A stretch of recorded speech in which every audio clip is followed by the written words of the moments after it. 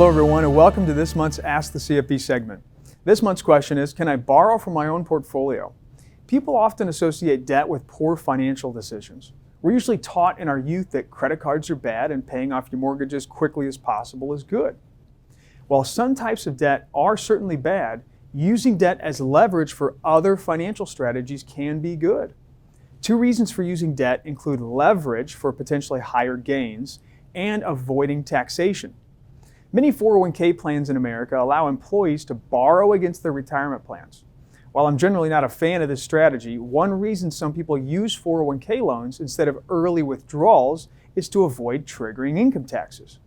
The IRS views borrowing differently than distributing. While 401k loans are common knowledge, two lesser-known strategies to borrow against one's portfolio also exist. Keep in mind, these only exist for taxable, non-qualified investment accounts, not IRAs. First, investors can establish what's called a securities-based line of credit.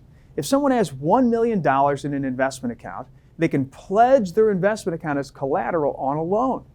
Banks will then review the types of investments held in the account to determine how much it might fluctuate. An account with all stocks will obviously fluctuate more than an account with all bonds, so banks may be willing to lend more for portfolios with less volatility. A $1 million portfolio with a mix of stocks, bonds, and real estate might be approved for $700,000, for example. Once approved, these dollars can't be used to buy more investments, but they can be used for home improvements, buying real estate, business ventures, and more. Monthly payments are generally interest only, but principal can be paid back at any time and even reborrowed again later. Second, investors can establish margin loans on their non-qualified investments. Similar to securities-based lines of credit through banks, brokerage firms make margin loans available to customers based on their account balances. You can generally borrow up to 50% of the value of your investments on a margin loan.